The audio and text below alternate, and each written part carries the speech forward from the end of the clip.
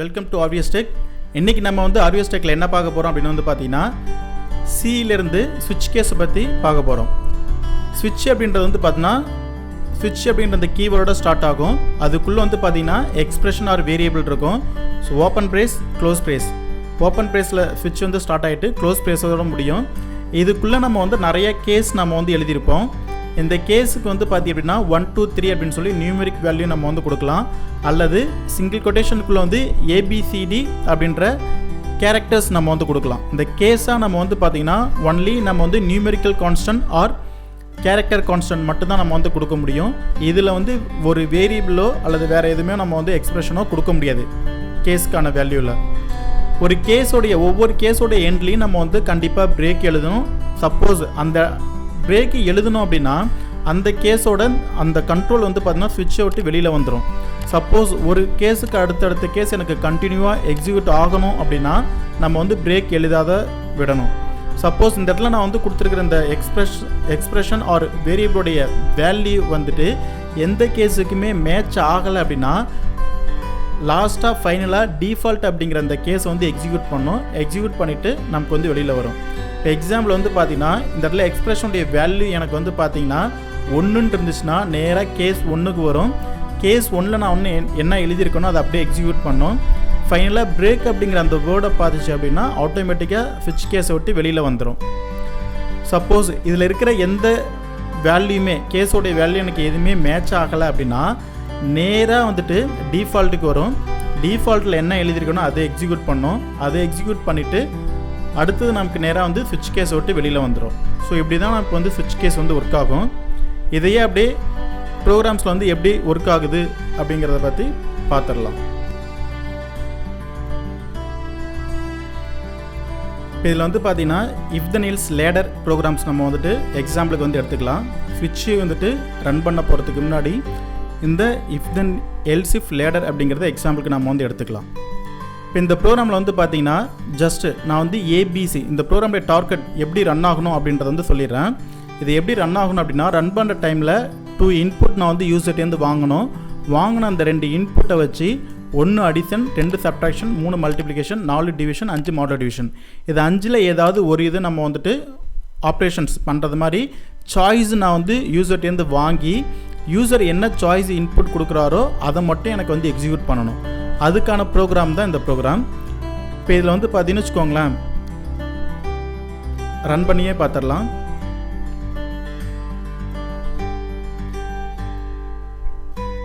So இந்த இடத்துல பார்த்தீங்கன்னா first enter the value A and B அப்படின்னு சொல்லி ஸ்க்ரீனில் பிரிண்ட் பண்ணோம். இப்போ இந்த இடத்துல நான் ஏபிக்கு நான் வேல்யூஸ் நான் கொடுக்குறேன். இப்போ ஏவுக்கு 33யும் பிக்கு 2 நான் கொடுக்குறேன். இப்போ நான் என்டர் ப்ரெஸ் பண்ணேன் அப்படின்னா அந்த 33ன்றதை வாங்கி ஏவிலையும் 2 அப்படிங்கிற வேல்யூ வாங்கி பிலையும் இந்த ஸ்கேன்அப் ஸ்டேட்மெண்ட் வச்சுக்கும். இதுக்கு அடுத்தது பார்த்தீங்க அப்படின்னா பிரிண்ட்எஃப்ல 1A ஸ்லாஷ்னு அடிக்கும்போது அடுத்த லைனுக்கு வந்துடும். 2 sub 3 multiplication 4 division 5 modular division அப்படின்னு சொல்லி ஸ்க்ரீனில் பிரிண்ட் பண்ணிவிட்டு என்டர் யுவர் சாய்ஸ் அப்படின்னு சொல்லி என்கிட்ட ஸ்க்ரீனில் கேட்கும். ஸோ இந்த ஸ்டேட்மெண்ட் அப்படியே எனக்கு பிரிண்ட் ஆகிருக்கும். ஸோ அதுக்கு அடுத்தது என்டர் யுவர் சாய்ஸ்ன்னு சொல்லி என்கிட்ட கேட்கும். இப்போ நான் சாய்ஸ் பார்த்தீங்க அப்படின்னா நான் 5 நான் கொடுக்குறேன். சாய்ஸ் நான் 5 நான் கொடுத்தேன் அப்படின்னா என்ன ஆகும்னா இந்த 5 அப்படிங்கிறத வாங்கி இந்த ஸ்கேன்அப் ஸ்டேட்மெண்ட் CH அப்படிங்கிற வேரியபிளுக்குள்ள வச்சுக்கும். அடுத்தது இஃப் கண்டிஷனில் பார்த்தீங்கன்னா வாங்கினதுக்கு பிறகு அடுத்த ஸ்டேட்மெண்ட் இஃப் கண்டிஷன் அப்படிங்கும்போது CH ஈக்குவல் டு 1 சொல்லி எனக்கு செக் பண்ணும். நான் CH 5 கொடுத்துருக்கேன். இந்த இடத்துல 5 எனக்கு. அப்போ இந்த இடத்துல கண்டிஷன் ஃபால்ஸ் ஆகும். நேராக எல்ஸுக்கு வரும். எல்ஸில் அகைன் ஒரு இஃப் கண்டிஷனை செக் பண்ணுறேன். CH ஈக்குவல் டு 2 சொல்லி நான் செக் பண்ணுறேன். CH 5. அப்போ இந்த இடத்துல இந்த கண்டிஷன் ஃபால்ஸு. அகைன் எனக்கு எல்ஸுக்கு வரும். இப்போ இந்த இடத்துல CH ஈக்குவல் டு 3 சொல்லி செக் பண்ணுறேன். ஆனால் CH 5. இப்போ கண்டிஷன் ஃபால்ஸு. அகைன் எனக்கு எல்ஸுக்கு வரும். Again if condition CH equal to 5 சொல்லி செக் பண்ணோம். இங்கே CH 5 4 சொல்லி செக் பண்ணுறோம். இங்கே CH 5 கண்டிஷன் ஃபால்ஸு. அடுத்தது எல்ஸுக்கு வரும். இப்போ இந்த இடத்துல இஃப் கண்டிஷன் செக் பண்ணும்போது 5 தான். அப்போ இந்த இடத்துல மேட்ச் ஆகும். எனக்கு கண்டிஷன் ட்ரூ ஆகும். ட்ரூ ஆகும்போது இங்கே பார்த்தீங்கன்னா மாடுலர் டிவிஷன் எனக்கு ஒர்க் ஆகும். ஸோ அந்த 33யை 2ஆல் டிவைட் பண்ணி மீதி ரிமைண்டர் வேல்யூ என்ன வருதோ அதை எனக்கு ஸ்க்ரீனில் பிரிண்ட் பண்ணும். ஸோ இப்படி தான் இந்த ப்ரோக்ராம் எக்ஸிக்யூட் ஆகும். ஸோ இதோட அவுட்புட் என்ன வருதுன்றதையும் பார்த்துடலாம். மீதி ரிமைண்டர் வேல்யூ எனக்கு வந்துட்டு 1ன்றது எனக்கு வந்து வந்துடும். சரிங்களா? இப்போ இதே இதில் அகைன் இந்த இதில் வந்து எந்த சாய்ஸுமே எனக்கு வந்துட்டு மேட்ச் ஆகலை அப்படின்னா இதே ப்ரோக்ராமில் நான் சாய்ஸ் நான் வந்து கொடுக்குறேன், இன்புட் நான் வந்து கொடுத்துட்டேன், ப்ளஸ் வந்துட்டு ஏபி வேல்யூ நான் வந்து கொடுத்துட்டேன். சாய்ஸ் வந்துட்டு இதில் 5 வேல்யூ நான் வரையும் கொடுக்குறேன். 5 வேல்யூ நான் வந்து கொடுக்கும்போது 5க்கு மேலே நான் வந்துட்டு கொடுத்துட்றேன்.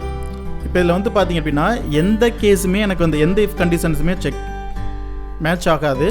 ஃபைனலாக நான் வந்து எல்ஸ் நான் வந்து எழுதியிருப்பேன். இந்த எல்ஸில் வந்து பார்த்திங்கன்னா திஸ் இஸ் ராங் சாய்ஸ் அப்படின்னு சொல்லி எனக்கு வந்து சொல்லிடும். ஓகேங்களா?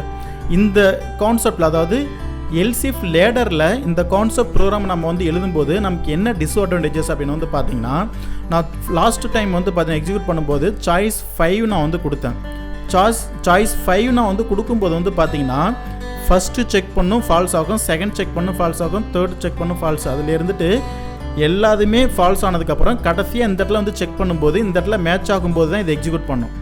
நான் வந்து சாய்ஸ் 5 நான் வந்து கொடுத்துட்டேன் அப்படின்னா செலக்ட் பண்ணிட்டேன் அப்படின்னா கரெக்டாக அதை மட்டும் எனக்கு வந்து எக்ஸிக்யூட் பண்ணிச்சுன்னா அப்போ நமக்கு வந்துட்டு எக்ஸிக்யூஷன் டைம் நமக்கு வந்துட்டு இன்னும் கொஞ்சம் ஸ்பீடாக இருக்கும். எக்ஸிக்யூஷன் டைம் நமக்கு வந்து மிச்சமாகும். ஸோ அந்த கான்செப்ட் தான் இதில் வந்து பார்த்தீங்கன்னா ஒவ்வொரு டைம் ப்ரீவியஸில் இருக்கிறது எல்லாத்தையும் செக் பண்ணிவிட்டு அதுக்கப்புறம் தான் இங்கே வந்து எக்ஸிக்யூட் பண்ணோம். இதே நான் வந்துட்டு ராங் சாய்ஸாக இருந்தாலுமே ப்ரீவியஸில் இருக்கிற எல்லா கண்டிஷனையும் வந்து செக் பண்ணி ஃபால்ஸ் ஆனதுக்கப்புறம் தான் எனக்கு வந்து எல்ஸுக்கு வரும். அப்போ எந்த வேல்யூமே மேட்ச் ஆகலைன்னா ஃபைனலாக எனக்கு வந்து this is wrong selection, wrong choice அப்படிங்கிறத எனக்கு சொல்லிட்டா இன்னுமே எக்ஸிக்யூஷன் ஸ்பீடு வந்து அதிகமாக இருக்கும். இப்போ இந்த ப்ராப்ளத்தை நமக்கு வந்து சால்வ் பண்ணி கொடுக்கறது தான் ஸ்விட்ச் கேஸு. ஸ்விட்ச் கேஸ் எப்படி ரன் ஆகுதுன்னு எப்படி ஸ்விட்ச் கேஸில் எப்படி ப்ரோக்ராம் எழுதணும் அது எப்படி ரன் ஆகுது அப்படிங்கிறதையும் பார்த்துடலாம். இப்போ இந்த ப்ரோக்ராம் வந்து பார்த்தீங்கன்னா ஸ்விட்ச் கேஸ் சேம் அதே ப்ரோக்ராம்க்கான அவுட்புட் தான் நமக்கு வந்து கிடைக்கும். அது வந்து எல்சி ஃப்ளேடர் எழுதியிருந்தோம், இங்கே வந்து ஸ்விட்ச் கேஸில் நம்ம வந்து எழுதியிருக்கோம்.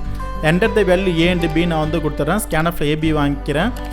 1 வந்து ஏ, 2 வந்து 1 வந்து அடிஷன், 2 வந்து சப்ட்ராக்ஷன், 3 வந்துட்டு மல்டிப்ளிகேஷன், 4 டிவிஷன், 5 வந்து மாடுலோ டிவிஷன் கொடுத்துட்றேன். என்டர் யுவர் சாய்ஸ் நம்ம வந்து வாங்கிக்கிறோம். யூசர்ட்டேருந்து என்ன சாய்ஸ் நான் வந்து வாங்குறேனோ அந்த கேஸ் மட்டும் எக்ஸிக்யூட் பண்ணிட்டு வெளில வந்துடும். இப்போ நான் வந்து ரன் பண்ணி பார்க்கலாம். சேம் அந்த ப்ரோக்ராம்க்கு என்ன அவுட்புட்டோ அதே தான். ஆனால் அங்கே வந்து எல்சி ஃப்ளேடர் யூஸ் பண்ணியிருந்தால் இங்கே வந்து ஸ்விட்ச் கேஸ் எழுதியிருக்கோம். அதை விட ஸ்விட்ச் கேஸ் எழுதும்போது ப்ரோக்ராம் எக்ஸிக்யூஷன் ஸ்பீடு வந்து அதிகமாக இருக்கும். இப்போ ஏவுக்கு வந்து பார்த்திங்க அப்படின்னா 44 கொடுக்குறேன், பிக்கு வந்து 4 கொடுக்குறேன். என்டர் ஒரு சாய்ஸ் கேட்குது. இங்கே நான் வந்து சாய்ஸ் 5 நான் வந்து கொடுக்குறேன். சாய்ஸ் 5 நான் வந்து கொடுத்தேன்னா ஸ்விட்ச் கேஸில் இந்த இடத்துல சிஹெச் அப்படிங்கிறது நான் வந்து கொடுத்துருக்கேன். கொடுத்துருக்கும்போது நேராக எங்கே கண்ட்ரோல் வரும்னா நேராக கேஸ் 5க்கு வரும். கேஸ் 5ல் நான் வந்து என்ன எழுதியிருக்கணும் அதை எக்ஸிக்யூட் பண்ணோம். பிரிண்ட்எஃப்பில் வந்துட்டு 5 மோட் அப்படின்னு சொல்லிட்டு மாடுலோ டிவிஷனுடைய வேல்யூ நான் வந்து பிரிண்ட் பண்ணுறேன். அதுக்கு அடுத்த ஸ்டேட்மெண்ட்டில் இந்த கேஸ்க்குள்ளேயே லாஸ்ட்டாக வந்து பிரேக் கொடுத்துருக்கேன். பிரேக் அப்படிங்கும்போது ஸ்விட்சை விட்டு எனக்கு வந்து வெளியில் வந்துடும். ஸோ இப்போ இந்த இடத்துல வந்து மாடுலோ டிவிஷன் பண்ணும்போது 5 எனக்கு வந்துட்டு எக்ஸிக்யூட் ஆகும். ஆன்சர் வந்து 0, ரிமைண்டர் வேல்யூ வந்து நமக்கு வந்து கொடுக்கும். அப்போ அந்த இடத்துல ஆன்சர் 0 அப்படிங்கும்போது எக்ஸிக்யூட் பண்ணிவிட்டு லூப் போட்டு வெளில வந்துடும். இதே நான் வந்து ராங் சாய்ஸ் இதில் இல்லாத கேஸோடைய வேல்யூ நான் வந்து கொடுக்குறேன். சாய்ஸில் வந்துட்டு இப்போ ஏவுக்கு நான் வந்து ஒரு வேல்யூ நான் வந்து கொடுத்துக்கிறேன். அடுத்து பிக்கு ஒரு வேல்யூ நான் வந்து கொடுக்குறேன். இதில் வந்து 5 கேஸ் தான் நான் வந்து எழுதியிருக்கேன். இப்போ இல்லாத கேஸ் நான் வந்து கொடுக்குறேன். இப்போ வந்துட்டு 7 நான் வந்து கொடுக்குறேன். இதில் கேஸ் 7 நான் வந்து எழுதலை. அப்போ எது எனக்கு வந்து எக்ஸிக்யூட் ஆகும் அப்படின்னா நேராக டிஃபால்ட்டுக்கு வரும். டிஃபால்ட்டில் இருக்கிற திஸ் இஸ் ராங் சாய்ஸ் அப்படிங்கிறத வந்து பிரிண்ட் பண்ணும். அப்போ எக்ஸிக்யூஷன் ஸ்பீடு நமக்கு வந்து அதிகமாக கிடைக்கும். ஸோ இந்த பர்பஸ்க்காக தான் நமக்கு வந்து ஸ்விட்ச் கேஸ் நம்ம வந்து யூஸ் பண்ணுவோம். இப்போ ஒரே ப்ரோக்ராமில் ஒரே ப்ரோக்ராம்குள்ளே ஒரு 4-5 கான்செப்ட்டுக்கு நான் வந்து ப்ரோக்ராம் வச்சு எழுதணும். அப்படிங்கும்போது ஒவ்வொரு கான்செப்டையும் ஒவ்வொரு கேஸ்க்குள்ளே நம்ம வந்து எழுதிட்டு எந்த கான்செப்ட் மட்டும் நமக்கு எக்ஸிக்யூட் பண்ணுமோ அதை சாய்ஸ் பிரகாரம் நம்ம வந்து சூஸ் பண்ணி அந்த பார்ட்டை மட்டும் நம்ம வந்து எக்ஸிக்யூட் பண்ணி பார்த்துக்கலாம். அது மாதிரியான பர்பஸ்க்கு நம்ம வந்து யூஸ் பண்ணுறது ஸ்விட்ச் case. Thank you friends, thank you for வாட்சிங். கண்டினியூ அடுத்தடுத்த கிளாஸை பாருங்கள், யூஸ்ஃபுல்லாக இருக்கும். தேங்க்யூ.